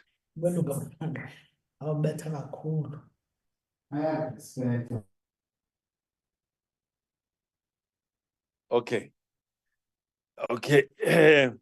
No, I was saying our problem is no longer about delivering projects and delivering them on time. The issue is having enough money to be able to pay for the project until the project is completed. And we can provide evidence in that regard. For the past 2 years, we've been overrunning our budget and pushing our projects, going beyond the targets that are set in the APP. And then the successes with the Cuba partnership is in the maths and science performance. Our maths and science, even in grade 12, has gone up, as you can see that, except for in lower grades. In lower grades, as the minister would always say, the foundation, the intermediate phase, and the senior phase are still areas of the system that are lacking. But at grade 12 level, you can see the evidence of the fruits and the benefits of our partnership between South Africa and Cuba there, both in maths and science. And partnership with Cuba to also be used in other areas of the STEM subjects and so on, I fully agree with that. We can then take it particularly to your technical subjects, although participation is still very low there, but the performance is quite high. PLCs, yes, these are professional learning committees that are established by teachers who are offering these specific subjects. They are intended to contribute towards improving support to teachers, peer learning, peer support among teachers themselves. We do have a policy and we do have these structures that are established. They contribute immensely to the improvement in the system, and we do use them throughout. The issue of the ATPs, that I will leave to Dr. Mthembu just to elaborate on the ATPs and some of the specific questions that you asked there. I must say that I missed some of them. The issue of ELNA, Early Learning National Assessment, the purpose of this study is to identify whether learners are ready to start schooling in grade 1, and the data is used to inform the support programs that could be mounted right from grade 1, because we'll be able to identify gaps that learners are coming with from grade R and even below, so that you are able to scaffold their learning right from grade 1, and so that you improve performance in the foundation phase and reduce levels of failure and the rate of repetition right from the foundation phase. Dr. Mthembu and the team can also explain the budget that is allocated for ELNA. In terms of ECD, I will ask Ms. Geya, the branch head, to just also come in there. I couldn't get the detailed question that Honorable Chira asked here. And the other one was around the acronym that was used. I couldn't get it also. I missed it in the course of, and either the branch, the responsible branch, or any of the colleagues who are supporting us can help us with that acronym, which was used. I missed it. And I think there was an issue about an update on ASIDI schools. The ASIDI schools have all now been covered, and the manager responsible for infrastructure can just give details around how many have been covered, but my understanding is that all of them have now been covered. Honorable du Plessis, there was an issue about internal oversight, which was stated in the audit report. There has been an improvement. There's an improvement from internal audit. It's been given, in fact, green. The same applies to the role played by the audit committee. Of course, when it comes to management, there is an improvement, but we can still do much better than our performance at the moment. We could do better than what we are reflected in the current audit report. The issue of Program 2 and Program 4 documents which were not submitted for internal transparency, we do address this when they come to my attention. And I must say that we'll make sure that in future, nothing is not presented to the auditors, because as you correctly pointed out, it might undermine internal transparency. And if this was really serious, I think the auditors would have brought it to my attention. I would have followed the matter up to the person who's dealing with areas where information was not submitted. What I know for Program 2 is that history was not included as one of the indicators that should have been captured in the APP, and we got the findings around that. About Program 4, I'm sure the manager who's in charge of that can explain that. In terms of curriculum enhancement and professional development, the line functions work together. Curriculum enhancement are people who work with ICT. They support those who are implementing the curriculum. And in professional development, they also work with those who are implementing the curriculum to identify areas of development for teachers.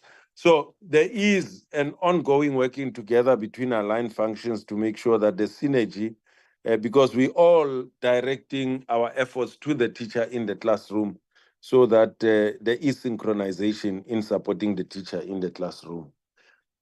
Language coverage in terms of UNICEF materials, yes, we insist that all subjects must be covered of the offerings that are provided in the system. Challenges faced by educators, and I'm sure the line function manager can add there, it was one of those that came quite fast. The issue of budget cuts, I've explained the implication of budget cuts, particularly on infrastructure. In the last financial year, it was so difficult that it was even not possible for some of the officials to go out and monitor as expected because of the financial resources that had dried up towards the end of the financial year for 2023-2025, because everything had to be redirected, particularly to paying those projects in infrastructure which were completed and money was not available to pay for them. Selection into the three-stream model.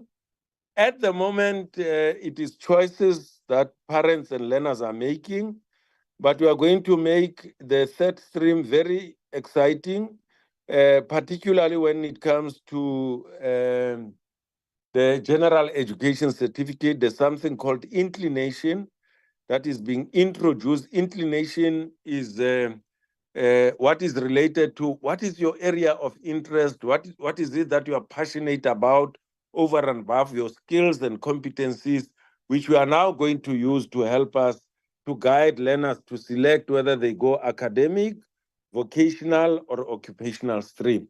That's what we are going to bring into the general education certificate, which will help even to guide learners better to follow subjects of the careers that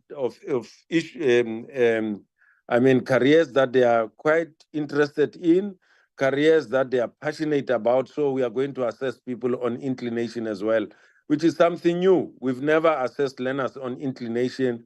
It was just on academic performance, and we believe that it will go a long way in improving even the performance of our system. Honorable Mukwele, 30 days policy not adhered to is because money was finished. And when money was finished, we had to wait for the new financial year because we had overperformed. And we are trying to make sure that this financial year, we must try and make sure that we don't find ourselves in the same situation that we're in 2023, 2024. The reason why we couldn't adhere with the 30 days policy is because these projects that we could not pay all of them within this financial year, they had to wait for the new financial year. We negotiated with contractors. Fortunately, they didn't charge us interest, and they understood and they appreciated, and we worked well together. They finished projects, we paid them. Although we wouldn't like to have them, waiting for us to come and pay them in the new financial year, which is not good practice. The issue of does the audit outcome speak on what is on the ground? I've explained that we travel the length and breadth of the country. We go and check delivery on the ground and things that we do on the ground together with the team, working with the district and provincial teams. Anything that we pay for, we make sure that we've seen and we can agree that this is what we need to pay for. It is indeed completed on the ground. The last one is yours, Honorable Chair. Delays in payment of contractors, I've explained. We had experience with cash flow because of budget cuts. If your budget is cut when you have appointed contractors, when you have allocated projects, there's nothing that you can do. You terminate that contract, you'll pay even more.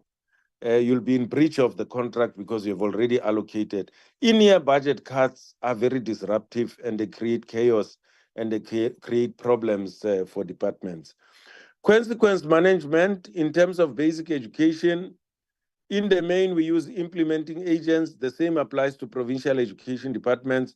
We do take action in terms of employees that are responsible in the department. The problem is employees of implementing agents. Some of them don't take action. And how do we act on that one? We terminate services with such implementing agents, and we make sure that we don't do business with them anymore. But the record of the Auditor General would still say there is no consequence management, even though we've terminated contracts with implementing agents. We are not allocating them projects anymore. Companies with less scores, in fact, the contrary is true. Companies with the highest scores don't tend to perform because people have mastered on how to tender to get their documents looking good, but when it comes doing the work, you don't get them there. So part of the reason why implementing agents went even for some of the contractors who had scored less is because they did risk analysis, and based on the risk analysis, they then discovered that actually contractors that scored less are the ones that had the capacity to deliver. So you would know that the grading of contractors is in the main informed by the amount of money that gets into the account of the owner of the contractor. But it does not necessarily reflect the capacity of the contractor and the ability that the contractor can finish projects within the required turnaround time. And we've taken this with the CIBD office to raise these concerns with them. And I hope going forward, we won't have to get into this anymore. Where you find that contractors score high, but when it comes to delivering projects, you don't find their work on the ground. And the issue of irregular, fruitless, and wasteful expenditure, these are multi-year projects. It doesn't mean that this continues from year to year. Many of the big projects, schools that we build take more than one financial year. And the majority of cases of irregular expenditure is not using local content, but instead using content that doesn't come from within the country. It doesn't mean that the school has not been built, but you have not followed, you have not complied with the policy of the Department of Trade and Industry to make sure that everything is bought locally. We do understand the implications of that if you also allow for things that are not bought locally, you denied South Africans the opportunity to get jobs and so on. So I just thought that I must explain that. But these are multi-year projects where this would have happened. Funza Lushaka graduates, Chair, vis-a-vis the budget, you spot on. We now have graduates that we have produced, but the budget doesn't allow us to absorb all of them, and you can't keep them waiting forever because the policy, which is the contract between us and them, if a certain period expires, then they are free to go and look for jobs even elsewhere. So that's the problem that we are sitting with now. We are even redirecting Funza Lushaka to other areas of needs, such as coding and robotics, technical subjects and others, so that we reduce this waste of people who have graduated and not getting absorbed because the budget doesn't allow them to be absorbed. Chair, quickly, please, can I ask the managers that I've indicated to come in quickly, just to clarify some of the issues that I've not been able to clarify, but undertake, Chair, that within 7 days, we'll make sure that there'll be written comprehensive responses. Thank you, Chair. Thank you very much. Remember, you have until 20 past now for both responses. So I'll plead with both the DG and CFO just to try to combine these responses. As we said, that they will be made, some of them in writing. Will definitely be brief, Chair. Definitely. We should finish before 20 past. Colleagues, can you come in, Ms. Geya and Mr. Faker, Dr. Mthembu? Let's start with Dr. Mthembu.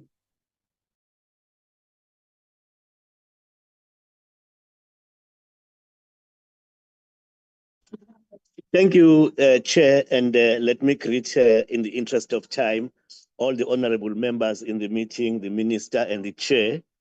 I think the DG covered me in as far as the printing of question papers or papers.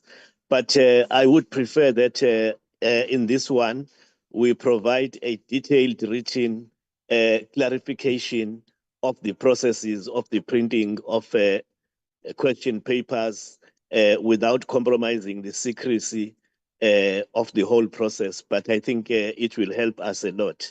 That's what I wanted to say, DG. Thank you, Dr. Mthembu. Ms. Gaya? I will respond on behalf of Ms. Gaya, DG. Okay, Ms. Manona, please proceed. Thank you very much. I think the very first thing that was requested was a comprehensive report on ECD that covers the entire ECD implementation, and I think that is what we will provide, DG. The rest of the questions you've responded to, save for the question on the screening tool. Yeah. And I just want to say on the screening tool, we indeed have worked with the University of Johannesburg to develop this the screening tool itself. I was saying, and what we will I came to her with my insurances, but the promise was what we will be doing now is that we are collaborating with the Department of Health to include the screening tool in the side-by-side booklet. And next week, we will be starting to test the tool as well in provinces in preparation for rollout of this inclusive module to ensure that ECD practitioners know how to really provide inclusive, use inclusive practices when they are teaching and with children. Thank you very much, teacher.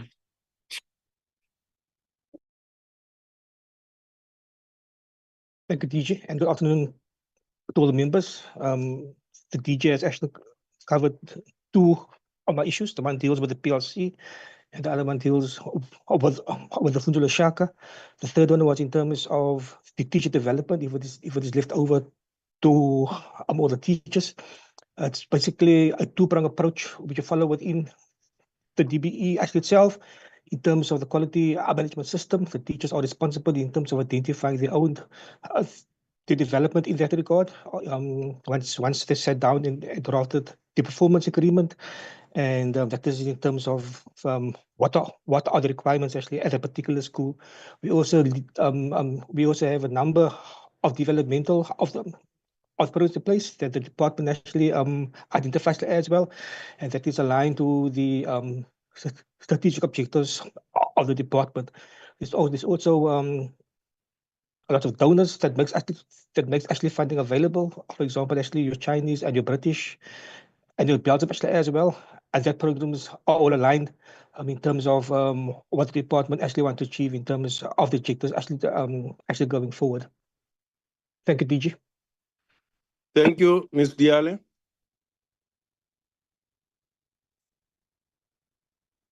Thank you, DG. Thank you, honorable members. DG, maybe I think let me commit that we will submit a detailed report. Otherwise, you have covered all the questions. So you had asked that we provide details on the numbers that has been achieved on a CDN safe. So let me leave it at that, DG. Thank you. Thank you. Chair, if we could also, if that is possible, particularly for Honorable Chirwa and Honorable Duplessis, I missed some of their questions, as I said in my response. If we could also get them so that we make sure that we don't leave anything from what we have written. Thank you very much, Chair. And thank you, honorable members. I don't know if you saw it. Honorable Chirwa. Chairperson, I just wanted to clarify the question on the leasing of private land. We were asking how much the department spends annually, and if that doesn't become a barrier for their interventions in wanting to do transformative projects or processes, because they're being held at ransom by private owners of the land that they are leasing. This is in relation to the Billa bill in particular, but also just to have a scope of how much the department spends on renting private owned land or leasing it. This is an approach that we're going to follow due to issue of time constraints, because we also want to have some follow-up, all of us. This meeting cannot, if we're going to allow if we can follow this process, we'll make some submissions, written submissions, so that whatever issue that you want to follow up, it can be follow up in the form of writing. And also the responses when they are coming in that. Can we agree on that it must not be later than tomorrow? These submissions, they can even be made now so that they can be sent, they can be made to Sisnolthando. Then Sisnolthando will liaise with the DG in terms of whatever issue that you want to engage on. Can we agree on that, honorable member, so that we are not left few in the meeting, because I know that there are other meetings that honorable members want to attend. If we can agree on that one, DG within 7 days. I don't know whether the minister is still around in order to wrap up. The minister doesn't seem to be on the platform, Chair. Okay. Yeah, she doesn't seem to be on the platform, but we will comply. Your 7 days will be met, Chair. Thank you very much, DG, Yes. and your team. What we will do, we will expect that, and also expect some other information that might come. I mean, some further interrogation in the form of writing on issues that are not responded to. As I'm having also, because it is, I mean, let us agree to disagree, DG, in terms of what you were also raising in terms of the question of capacity. How do you determine the capacity of who can deliver and who cannot deliver? Let us agree, DG, that we are not going to agree, but I'm not going to go to that level. But I just want to leave it there, DG. Thank you very much with your team, and also thanking the minister on her absence. In fact, she is present because she is a go-between in the meetings. Thank you very much. Can we proceed as a standard with our agenda? Can you fly it in terms of the items that are? Thank you, Chair. I suppose we are released. You can be released. You are released, DG. But if there are those want to observe, then they are allowed to do so. Thank you very much. And your Thank team. you, Honorable Chair. Thank you, honorable members. Yes. Sistando, can you flight your agenda so that we see where we are now?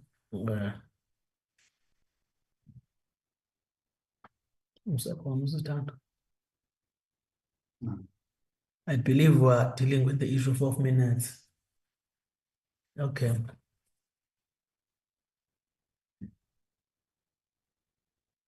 Yeah. We are on the minutes, né? The 23rd of July.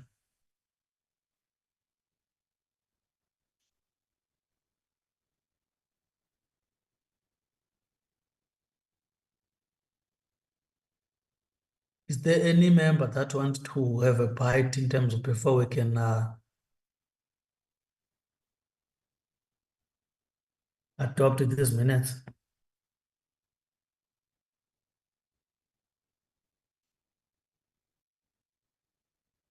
Honorable members, we are on the minutes of July, 30th of July. Chairperson, when we silence means we went through the minutes. So we are just waiting for them to flag, but we are fine so far. Yes. Any seconder for the adoption?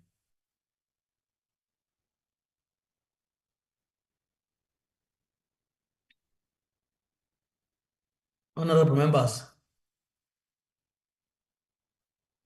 are you still there? Honorable Chair, I'll second the minutes. And Nicola du Plessis. Thank you very much, Honorable du Plessis. The next one's Sitano.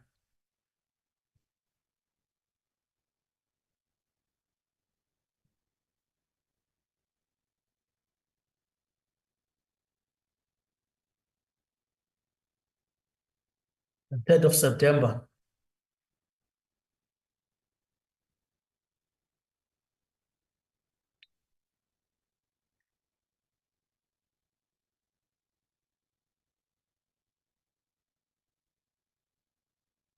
Can we adopt the as a true reflection, honorable members, if there are no other issues that we feel needs to be corrected or was left out? Honorable Mkwala.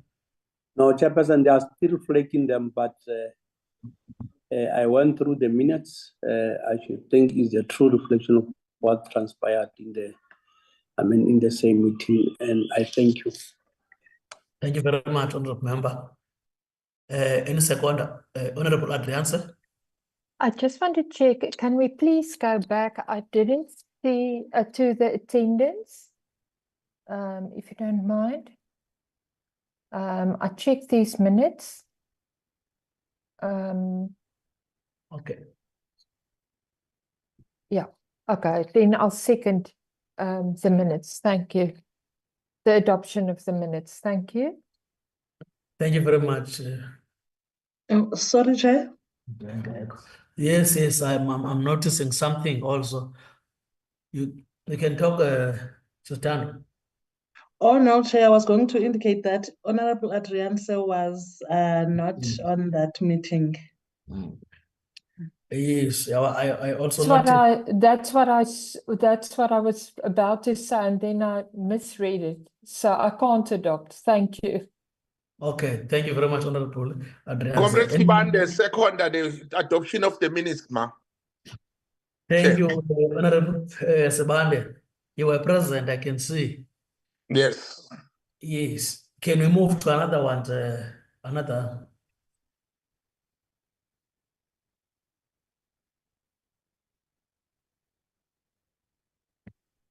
In October.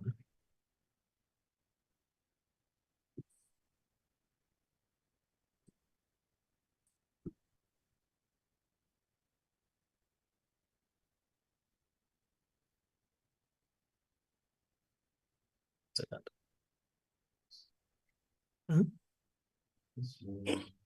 Yeah. We have 8th of October, honorable members.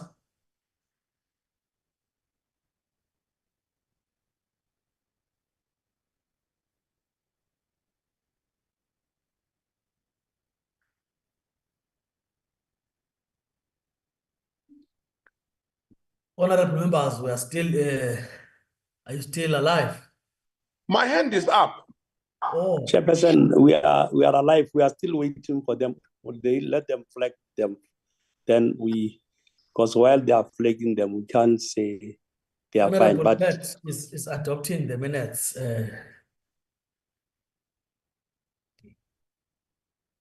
Yes, Chair. You are recognized, Honorable Pett.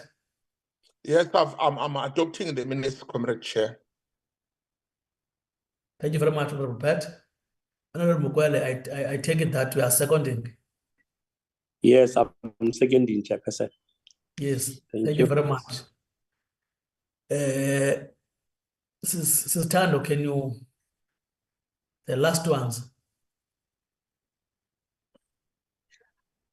These were the only sets for today, Chair. Okay. Okay. I think in terms of our agenda now, we're left with the last item, closure.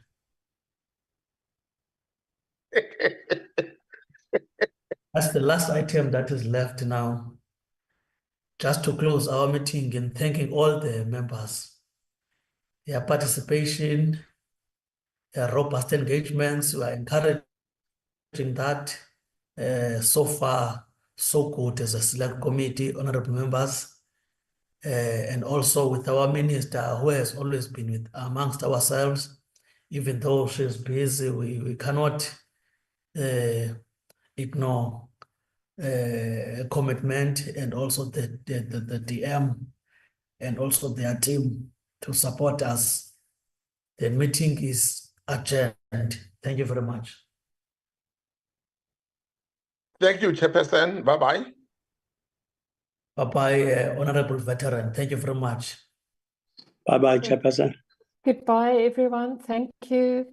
Thank you. Goodbye, Honorable Chairperson. Adrianse. Goodbye, Thank you. everyone. Thank you.